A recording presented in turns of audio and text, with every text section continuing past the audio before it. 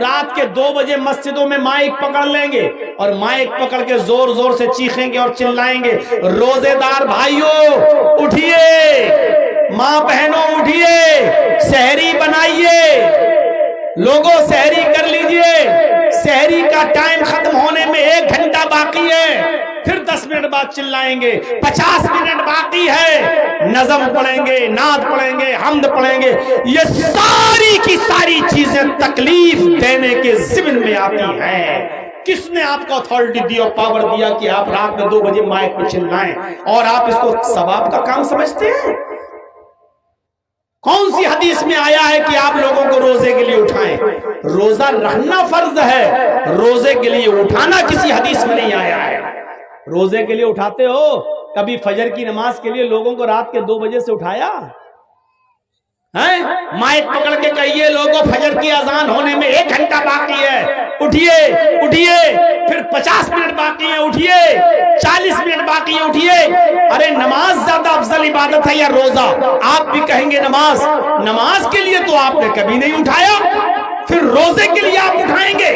اور معاف کیجئے گا، سب کے اوپر روزہ فرض نہیں ہوتا ہے، آپ روزے داروں کو اٹھا رہے ہیں نا، لیکن وہ بوڑھا آدمی بھی آپ کے چیخنے اور چلانے سے نیند میں ڈسٹرب ہو جاتا ہے، اس کی جس کے اوپر روزہ ہے ہی نہیں، اتنا بوڑھا ہو چکا ہے کہ وہ روزہ رکھ ہی نہیں سکتا ہے، ڈاکٹروں نے روزہ رکھنا منع کر دیا، 90 سال کی عمر ہے، اب وہ روزہ نہیں رکھ سکتا ہے، فدیہ دے گا، ایک مسکین کو کھانا کھلائے گا، اس کے اوپر بس یہی ہے۔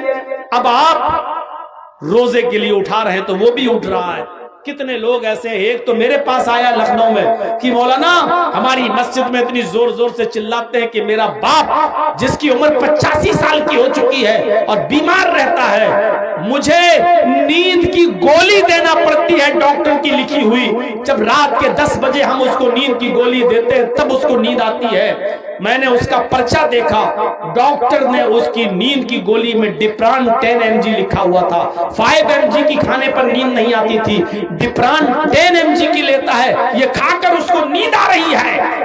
کہا مولانا جب آواز آتی ہے مسجد کی تو میرا باپ جاگ جاتا ہے اور اس کے بعد پوری رات وہ تڑپتا ہے، وہ بچلتا ہے، پھر اس کو نیند نہیں آتی ہے، وہ برین دماغ ڈپریشن کا شکار ہے، بڑی مشکل سے تو وہ سوتا ہے، لیکن رات کے 2 بجے یہ لوگ چیخ چیخ کر ہمارے باپ کو جگا دیتے ہیں۔ اس کو دین کا کام آپ سمجھتے ہو کہ رات کے 2 بجے اٹھ گئے اور چلا رہے ہیں اور بوڑھے کی نیند میں ڈسٹرب ہو رہا ہے؟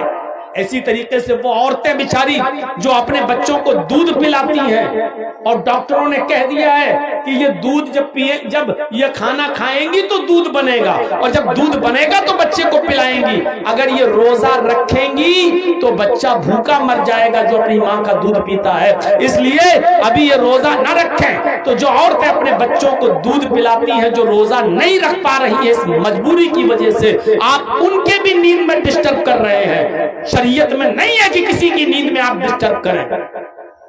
اللہ کے نبی صلی اللہ علیہ وسلم تو تہجد کی نماز پڑھنے بھی جب اٹھتے تھے تو اتنے آہستہ سے اٹھتے تھے کہ ان کی بیوی حضرت عائشہ نہ جاگ جائیں، بیوی حضرت عائشہ کی نیند نہ کھل جائے، اور آپ مائک پہ پکڑ پکڑ کے چیخیں اور چلائیں کہ روزے دار بھائیوں اٹھیے اور سحری کیجئے، اٹھیے اور سحری بنائیے۔ یہ چیز باعث ثواب نہیں بلکہ باعث گناہ ہے، کیونکہ آپ تکلیف دے رہے ہیں ان لوگوں کو بھی جن کے اوپر روزہ فرض نہیں ہے۔ حاملہ عورت جس کے پیٹ میں بچہ ہے، ڈاکٹر نے منع کیا بھی روزہ نہیں رکھیں، اگر روزہ رکھیں گی تو بھوکا رہنا پڑے گا، اور جب بھوکا رہیں گی تو پیٹ میں جو بچہ پل رہا ہے اس کو جب غذا کی چیز نہیں ملے گی تو بچہ پیٹ میں مر جائے گا۔ کہا وہ روزہ نہیں رکھ سکتی ہے لیکن آپ ان کی بھی نیند میں ڈسٹرب کر رہے ہیں، چھوٹے چھوٹے بچوں کو بھی آپ جگا رہے ہیں، تو یہ چیز تکلیف دینے کے ضمن میں آتی ہے۔ اماطۃ الاذان طریق، راستے سے تکلیف دہ چیز کو ہٹا دینا بھی ایمان کا ایک حصہ ہے۔ اور تیسری چیز اس حدیث میں بتائی گئی ہے والحیاء شعبۃ من الایمان، حیا بھی ایمان کا ایک شعبہ ہے۔ آج شرم و حیا ہمارے معاشرے سے نکل گئی، شرم و حیا ختم ہو گئی۔ بخاری کی حدیث ہے، اللہ کے نبی نے فرمایا اذا لم تستحی ففعل ما شئت، جب تیرے اندر شرم نہ رہی، جب تیرے اندر سے شرم نکال لی گئی تو پھر جو تیرا دل چاہے وہ کر. یعنی جب شرم ہی نہیں رہے گی تو انسان کے دل میں جو آئے گا وہ کرے گا، جو آئے گا وہ کرے گا. شرم نہیں رہی. اور اس ویسٹرن کلچر نے، اس پشچمی سمجھتا نے، اس مغربی تہذیب نے آج شرم و حیا کا جنازہ مردوں کے اندر تو چھوڑیے عورتوں کے اندر سے بھی نکال کر رکھ دیا ہے. ہمیں نہیں معلوم آپ کے بہار کا حال، ہمیں نہیں معلوم آپ کے بنگال کا حال. آئیے ہمارے اتر پردیش کی طرف اور لکھنؤ کی سرزمین پر بڑے بڑے حاجی، بڑے بڑے نمازی، بڑے بڑے قاری، بڑے بڑے حافظ، بڑے بڑے ملا اور مولویوں کی لڑکیاں انسٹاگرام پر ریل بنا رہی ہیں، سر سے دوپٹے اتر چکے ہیں، اسکرٹ پہن کر اور شارٹ کپڑوں میں ریل بناتی ہیں، وہ بھی بے حیائی کے ساتھ اور یانیت کے ساتھ، اور ننگی ننگی ریل بناتی ہیں، بیہودہ ریل بنا رہی ہیں. اور جب حاجیوں، نمازیوں، ملا اور مولویوں کی لڑکیوں کا یہ حال ہے تو پھر بڑے بڑے امیروں کی لڑکیوں کا حال کیا ہوگا، امیر زادیوں کا حال کیا ہوگا، ماڈرن کلچر میں پلنے والی لڑکیوں کا حال کیا ہوگا. ویسٹرن کلچر نے، پشچمی سبھیتا نے، مغربی تہذیب نے آج ہماری لڑکیوں کو اتنا بے شرم بنا دیا ہے.